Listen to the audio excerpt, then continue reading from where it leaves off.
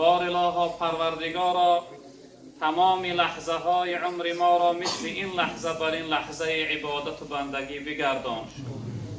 پروردگارا بار الها تمام لحظه های عمر ما را مثل این لحظه بر این لحظه دوری از گناه و معصیت بگردان. پروردگارا به حرمت این لحظه های اجابت دعا اسلام عزیز ما را در روی عالم غالب بگردان. پروردگارا دشمنهای اسلام را خار و زبون نیست و نابود بگردان.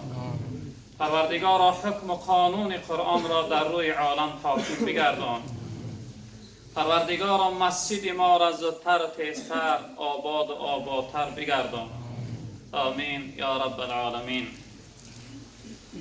برادران عزیز، صحبتی که امروز می خواهم خدمت شما داشته باشم در باب یک دعا یا اینکه در باب یک حدیث هم بگویه می شود که در بین مردم به سید الاستغفار مشهور است.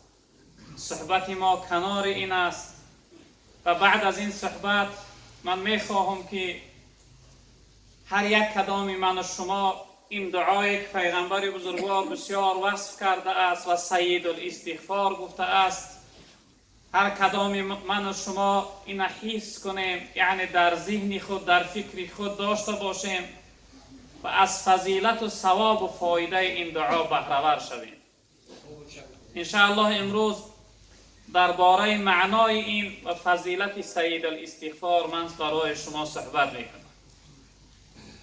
سید به معنای بهتر می شود، به معنای رئیس می شود، به معنای افضل می شود، یعنی بهترین و افضلترین دعاها یا اینکه بهترین و افضلترین استغفارها.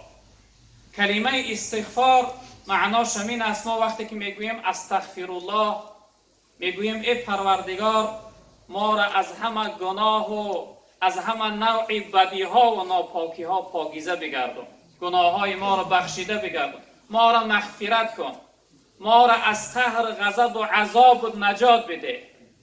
کلمه استغفار معناش این است.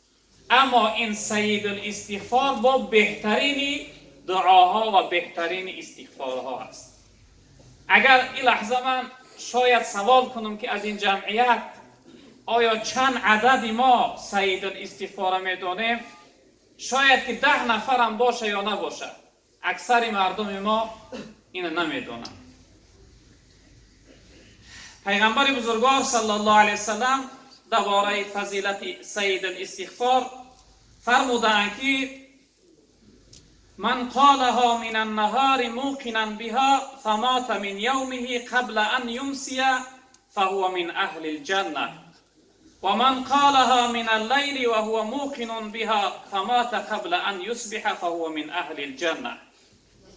پیغمبر بزرگوار صلی الله علیه وسلم گفتن که هر شخصیتی که این سید الاستغفار ابتدای سحر اگر بخوانه، یعنی که ابتدای روز در سحر این سید الاستغفار اگر بخوانه، اون روز قضای الهی به بالاش بیاید، این شخصیت وفات و بندگی کنه، یعنی از دنیا گذره، او شخصیت اهل جنت از جنتی هست.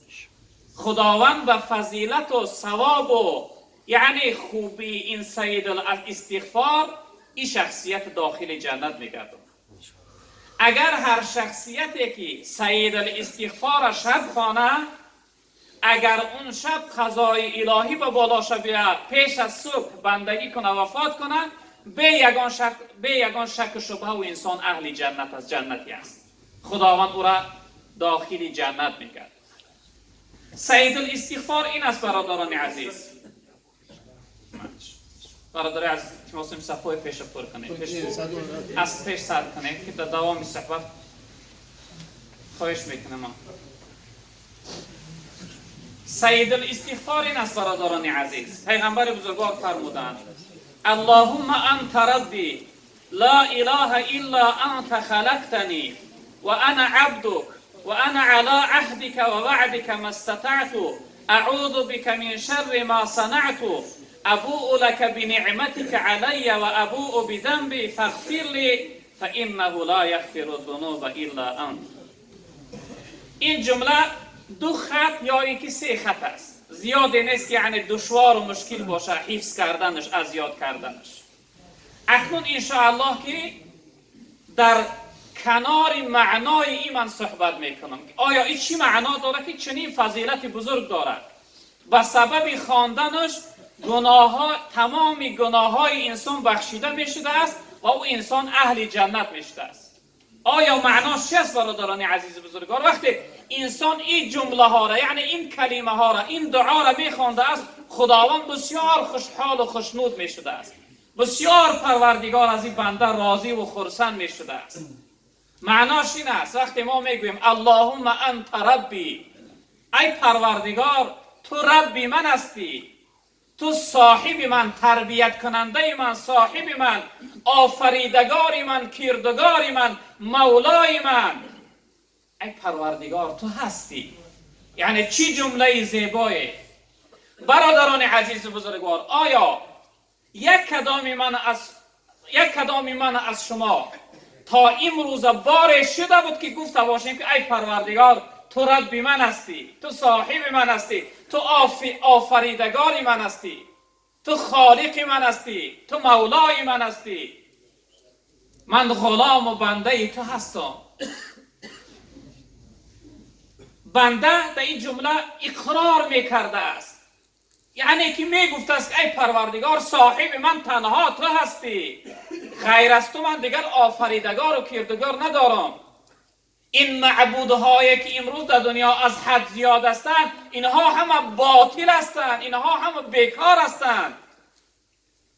برادر عزیز بزرگوار، یک سوال میکنم خیلی شاید ناراحت کننده باشه. آیا میخواهی که خدای تو گاو باشه؟ میخواهی که خدای تو میمون باشه؟ میخواهی که خدای تو موش باشه؟ آیا میخواهی که خدای تو نعوذ بالله پناه به خدا آلت باشه؟ که امروز در دنیا اینها را پرستش میکنند. امروز در دنیا یک گروه مردمی هست گاو پرستش میکنند. چقدر عقل از دست دادند. اما وقتی تو این دعا را میگی اللهم انت ربی، ای پروردگار ربی من، آفریدگاری من، خدای من، مولای من، معبود من، صاحب من تو هستی، چی جمله زیبایی هست. اما در کنار تو از انسان و انسان زاده شخصیتی هست میگه که خدا گاو است. نعوذ بالله. خدا آفتاب است، خدا مهتاب است. انسان پرست ها بعضی شخصیت هست میگه خدا نعوذ بالله نمرود است و فرعون است. اینها همه باطل است. در اصل اونها دعوا کردن انا ربکم الاعلا. فرعون به حد جرأت کرد، مغرور شد که گفت من هستم خدای کلانی. برادر عزیز بزرگوار، توحید این است. بعضی برادران میگن داملای محترم درباره توحید صحبت. توحید این است و یگانگی خدا را دانستن الله احد، الله الصمد، لم یلد ولم یولد ولم یکن له کفوا احد. برادر عزیز بزرگوار، وقتی تو سید الاستغفار بدانی چی میگه؟ میگه پروردگار ربی من. رب چی است؟ تربیه کننده.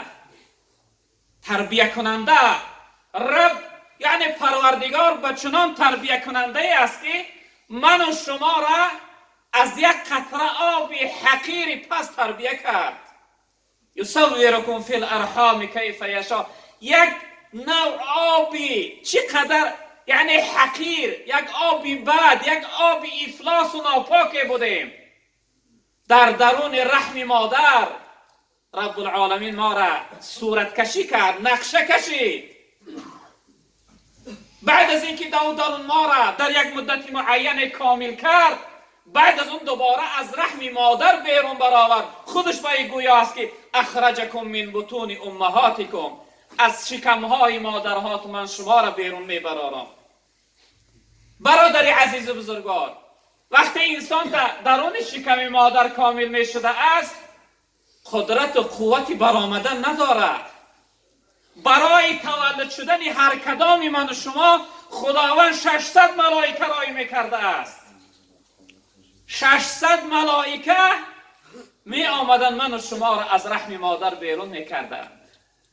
اون رب است، اون تربیه کننده است که ما را در درون رحم مادر تربیه کرد، نقش بندی کرد، جمع بندی کرد. الذی خلقک، آنچنان ذاتی هست که خلقت کرد. لقد خلقنا الانسان فی احسن تقویم، به تحقیق ما خلق کردیم انسان در بهترین و زیباترین صورت. برادری عزیز و بزرگوار، آیا قبول داری که الله رب تو باشه؟ اگر قبول نمی داشتی والله قسم امروز مسجد نمی آمدی. اگر قبول نداشتی والله قسم کلمه لا اله الا الله به زبان اقرار نمی کردی. قبول داری اما اندک در غفلت مانده ای. برادری عزیز و بزرگواری من، وقتی مشکلی دشواری در حیات آمد، شخصیت ها در فکرت میزنن، نه الله رب العالمین. مربی تو، قاضی الحاجات تو، نجات دهنده تو از همه نوع مشکلی ها الله رب العالمین است. با او تکیه داشته باش، توکل تا به او بسپار، از او حاجت تا بپرس، به سوی او فریاد کن. فریاد کنه، فریاد رسنده در همه حالت او هست.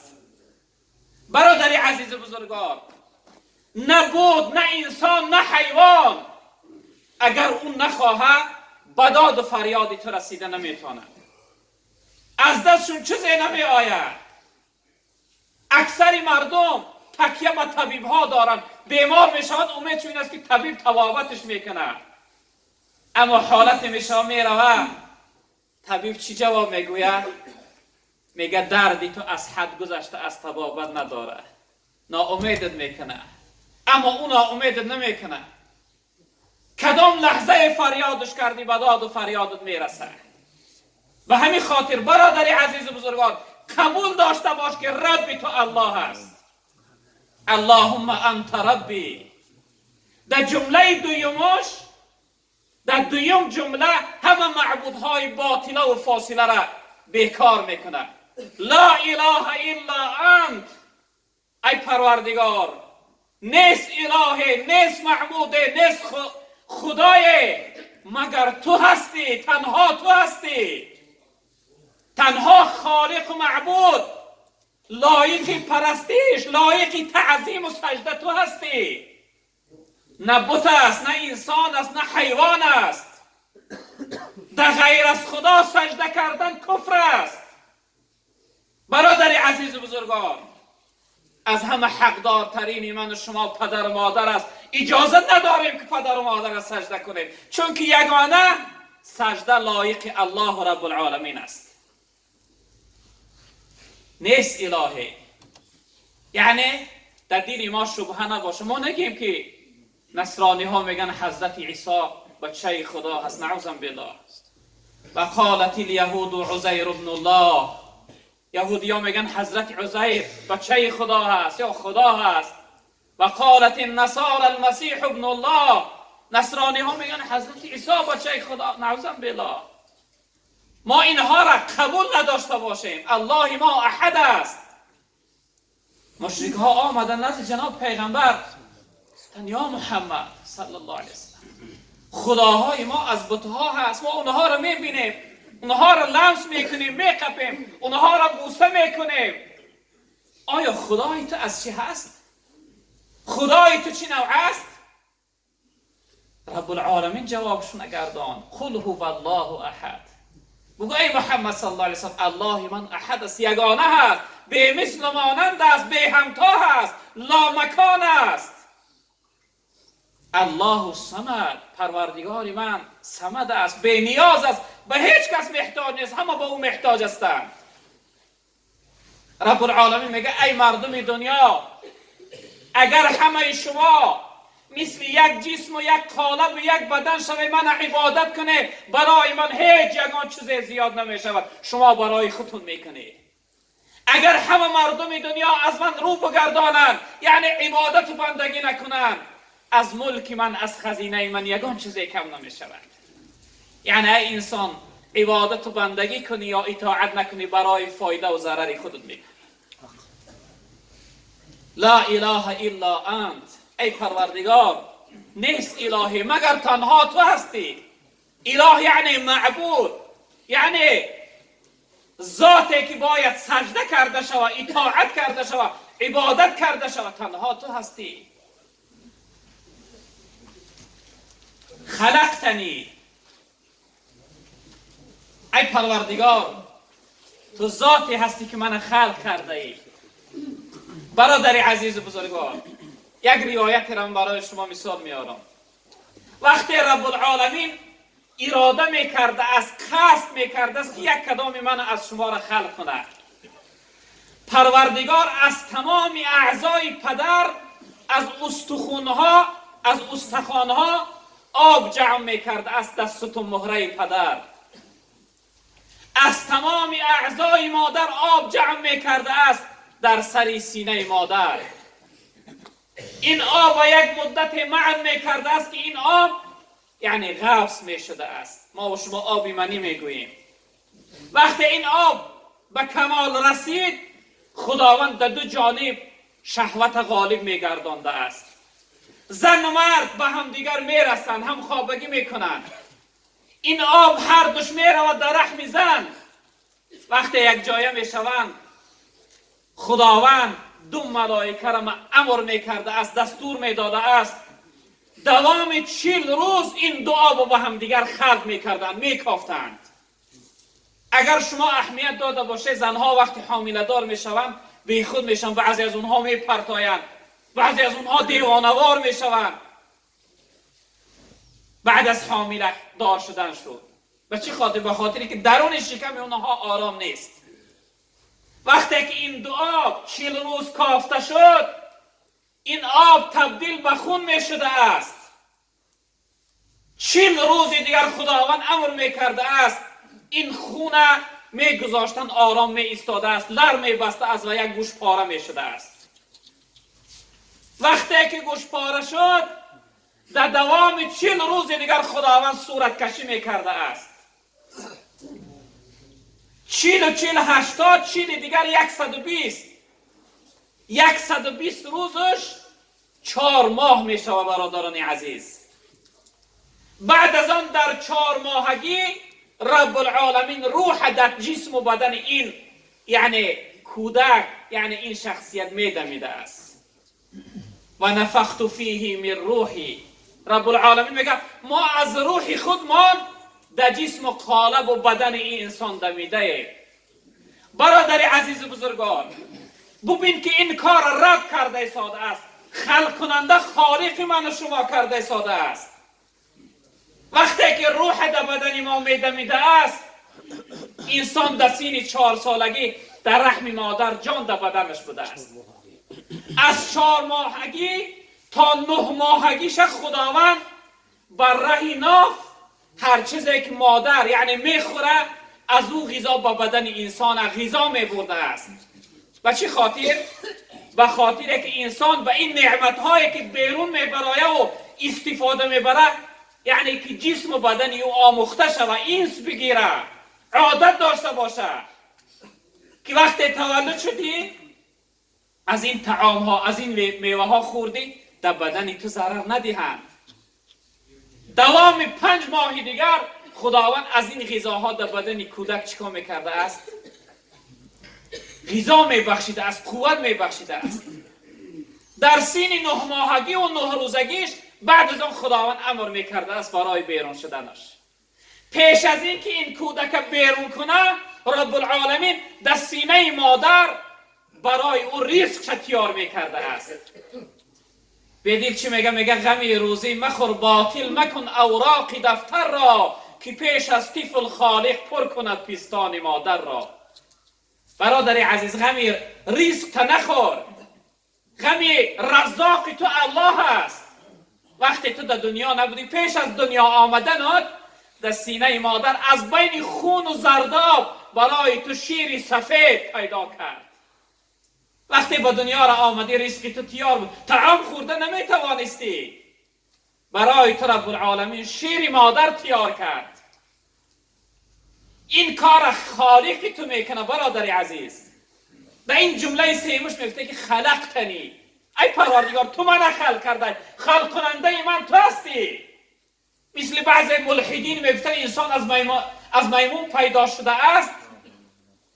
نعوذ بالله، این قول بیکار میکنه. ای پروردگار خلق کننده من تو هستی، تو من خلق کرده ای. در دوامش چی میگویی برادر بزرگوار؟ انا عبدک، من بنده ای تو هستم. از شنیدن این جمله خداوند به نهایت خوشحال و خرسند می شده است. از همه دوست داشته ترین، از همه یعنی محبوب ترین سخنی که خداوند از من و شما دوست می داشته است وقتی بنده میفته که ای پروردگار من بنده ای تو هستم، صاحب من، مالک من، مولای من تو هستی، من بنده دستم. این جمله را خداوند به نهایت دوست می داشته است. انا عبدک و انا علی عهدک و وعدک ما استطعت. پروردگارا من در عهد تو و در وعده تو ایستادگی هستم آن مقدار که توانایی دارم. برادری عزیز بزرگوار، من و شما با خداوند عهد کردگیم. عهد میدونه چی است؟ امروز مردم ما اکثرش روسی را که خوبتر میدونه مردم دگوار میگن. ما با خداوند عهد کردگیم، دگوار کردگیم. در روز میثاق پیش از اینکه خداوند ما را خلق کنه، وقتی آدم علیه السلام خلق کرده بود، تمام من و شما، تمام انسانی که از حضرت آدم تا آخرین کودکی که در دنیا تولد می شود، همه ما در پشت یعنی در ستون مهره حضرت آدم قرار داشتیم. خداوند ستون مهره آدم علیه السلام چا کرد؟ تمام ما را در روی زمین ریزان، همه ما را به عقل گردان خداوند و با ما عهد کرد. رب العالمین با ما چی عهد کرد؟ و الستو بربکم، آیا رب شما من نیستم؟ خلق کننده شما، صاحب شما، آفریدگار شما من نیستم؟ وقتی خداوند از ما پرسید ما با عقل بودیم جواب گردونیم، گفتیم بلا انت ربنا و رب العالمین. گفتیم آره تو رب ما و رب تمام عالمیان هستی. خداوند گفت آیا اگر هر چیزی من برای شما امر کردم امر من به جا میاره؟ ما گفتیم آره پروردگار با جان و دل امری تو را به جا میاریم. خداوند گفت از هر چیزی که شما را معن داشتم آیا خودداری میکنی؟ ما گفتیم آره پروردگار از هر چیزی ما را معن داشتی ما خودداری میکنیم، دور میگیریم خودمانه. این عهدی پروردگار بود. در این جمله ما میگیم پروردگارا ما در عهدی تو، در وعده که با تو وعده دادیم که بندگی میکنیم ایستادگی هستیم، آن مقداری که توانایی داریم، به اندازه توانایی مطلق بندگی میکنیم پروردگار. اعوذ بک من شر ما صنعت. پروردگارا این جمله ها خیلی جمله های حساس هستند برادر عزیز، اهمیت دادن در کار. پروردگارا ما از تو پناه طلب میکنیم از تمام بدی هایی که خلق کرده ای. پروردگارا ما را از شرک و کفر نگه بدار. پروردگارا ما را به سوی شرک و کفر و فسق و بدی ها نبر. از بلاها و مصیبت ها و مشقت ها با تو پناه طلب میکنیم. برادر عزیز بزرگان، ما و شما میگیم اعوذ بالله. کلمه اعوذ معنای پناه طلب کردن است. پروردگارا ما از تو پناه طلب میکنیم، ما را از ضرر و زیان شیطان نگه بدار، ما را از بدی ها نگه بدار. در این جمله ما میگیم اعوذ بک من شر ما صنعت. از تمام بدیه که خلق کرده ای پروردگار ما را نگه بدار. بدی ها را، ضرر ها و زیان ها را، بلاها و آفت ها را در بالای ما نیار. و ابو لک بنعمتک علی. پروردگارا با ما اقرار هستیم به این نعمت ایمان و نعمت اسلام و نعمت هایی که بی نهایت زیاد هستند برای ما بخشیده ای. برادر عزیز بزرگوار، نعمت های خدا خیلی زیادی هستند. و ما بكم من نعمت فمن الله. هر نعمتی که در حیات، نعمت یعنی هر خرسندی و شادی، هر دارندگی، هر خوشی و خوبی که در حیات ما میآید از جانب الله است. الله در حق ما بخشیده است. و این تعدوا نعمت الله لا تحصوها. اگر من و شما نیکی ها و خوبی های الله اگر حساب کنیم حساب اونها را به جا آورده نمیتوانیم برادر عزیز. به نهایت نعمت های خدا زیاد است. ما میگیم ای پروردگار ما اقرار هستیم که همه نعمت برای ما تو داده ای و ابو بذنبی، پروردگار ما با اقرار هستیم به گناهکاری خودمان، ما سر تا قدم پر از گناه هستیم. ای پروردگار لحظه های زیاد شد که ما تو را نافرمان برداری کردیم، از تو رو گرداندیم، گناه کردیم. فاغفر لی، پروردگار منو مغفرت کن، گناه های منو ببخش. فانه لا یغفر الذنوب الا انت، زیرا ای که غیر از تو ای پروردگار هیچ یگان چیز و شخصیت نمیتواند گناهی منو ببخشد. برادر عزیز و بزرگوار، تنها الله رب العالمین میتواند که گناهی من و شما را ببخشد. بخشنده گناه فقط الله است. و همین خاطر من و شما این سید الاستغفار حفظ کنیم. حتی در این اینترنت ها هم امروز بنویسه سید الاستغفار، یعنی که به تمام حرفا، چی به حرف فارسی به حرف کوریلی هم باشه هستن، اینو بگیره از یاد کنه. وقتی انسان این دعا را میکرده است، خداوند تمام گناه های او را میبخشیده است. اگر این روز بعد از خواندن این دعا او شخصیت وفات میکرده است، او اهل جنت بوده است، جنتی بوده است، راست جنت میرفته است. اگر شب میخوانده است پیش از صبح، اون شب اگر وفات کنه خداوند شخصیت داخل جنت میکرد.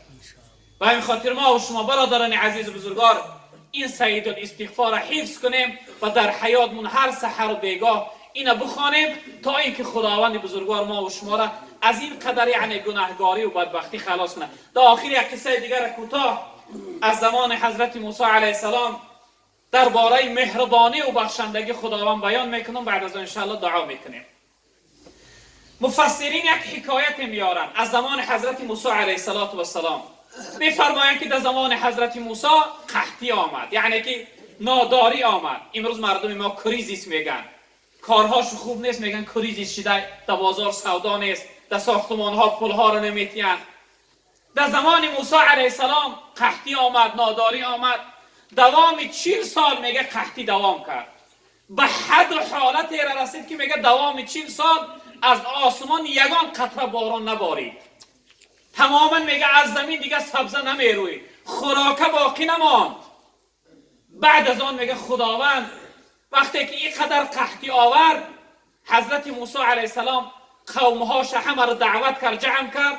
70,000 نفر از قومهاش گرفت با یک صحرا را طلب استسقا، یعنی دعا کردن و طلب باران کردن، بیرون برآمد. وقتی برآمد میگه دعا میکردن، همه زاره میکردن که ای پروردگار این قحطی و ناداری از حیات ما دور کن. رب العالمین میگه به سوی حضرت موسی خطاب کرد و ای موسی گفت در بین قومهای تو یک شخصیتی هست که 40 سال میشه به من یعنی پنهانی ناآشکار دشمنی دارد. تا اون نفر از بین قومات بیرون نشوه من دعای شما را قبول نمیکنم، یگان قطره باران رحمت برای شما نمیفرستم. وقتی میگه حضرت موسی ایچ از جانب خداوند شنید، بعد از اون گوی پروردگار این قومهای من قدر زیاد هستند، من صحبتم کنم سخنم بگویم اینها سخنی من نمیشنوند. رب العالمین گو ای موسی تو بگو من سخنی تو را در گوشهای تمام اینها میرسم. قصه کوتاه حضرت موسی علیه السلام این سخن بیان کرد و ای قوم ها گو در بین شما یک نفری هست که 40 سال میشه به خداوند دشمنی دارد، به خداوند بدبینی دارد، به ضد خداوند مقابله و مبارزه دارد. تا اگر اون نفر از بین ما بیرون نشود خداوند یعنی که دعای ما را قبول نمیکنه و باران رحمت نمیفرستد. این شخصیت میگه وقتی این سخن حضرت موسی را شنید فکر کرد شاید غیر از من یگان نفر دیگر هم دشمن خدا باشد. وقتی نگاه میکرد هر طرف همه قرار است شخصیتی از اون جمعیت بیرون نمیشود. بعد از آن یقین کرد این نفر که همون من هستم، همون شخصیتی که سبب قحطی شدم، سبب قبول نشدن دعای مردم، سبب هلاک شدن مردم شدم من هستم. وقتی یقین کرد این شخصیت، بعد از آن میگه در حال به دل قصد کرد و اگر من این لحظه از بین جامعه بیرون شوم 70,000 نفر من میبینند در بین مردم بی آبرو میشم، شرمنده میشم. اگر بیرون نشوم این مردم همه از گرسنگی را هلاک میشن، میمورن. بعد از آن میگه به دل قصد کرد و پروردگارا من نزد تو توبه کردم، پروردگار اگر این لحظه من در بین این 70,000 نفر شرمنده و بی آبرو نگردانی، من به تو عهد میکنم که من دیگر گناه نمیکنم. من به تو عهد میکنم که از این پس من تو را عبادت و بندگی میکنم. وقتی میگه این شخصیت این جمله را یعنی به دل گذران، به دل توبه کرد، این لحظه بود میگه که یک پارچه ابر در آسمان پیدا شد، یک ابر پیدا شد، میگه به سوی بالای مردم آمد و باران باریدن گرفت. حضرت موسی علیه السلام میگه گفت سبحان الله، پروردگار را گفت از بین جمعیت یگان نفر بیرون نشده است، یگان کس بیرون نشده از بین جمعیت، این باران رحمت باریده ساد از چه حکمت، از چه سیر است؟ رب العالمین گفت ای موسی، گفت اون نفر گفت توبه کرد، من توبهش قبول کردم و گناهاش بخشیدم. حضرت موسی علیه السلام گفت ای پروردگار، گفت از تو من بسیار التماس میکنم این شخصیتی خوشبخت برای من نشان بده. این خوشبخته که در یک لحظه توبه کرد، تو دعاش قبول کردی، توبهش قبول کردی و سبب نجات قوم من شد. این شخصیتی خوشبخت برای من نشان بده. رب العالمین به سوی حضرت موسی علیه السلام گفت ای موسی، گفت من خبرکشی را دوست نمیدارم، شوردازی را دوست نمیدارم. گفت این شخصیت 40 سال به من دشمنی داشت، شورش نداختم، در بین مردم آشکارش نکردم. امروز که توبه کرده است، امروز یعنی خبرکشیش میکنم، هرگز خبرکشی نمیکنم. گفت ای موسی، گفت من بنده های توبه کننده من دوست میدارم. هر شخصیتی که هر لحظه به من رو بیاره من رو قبولش دارم.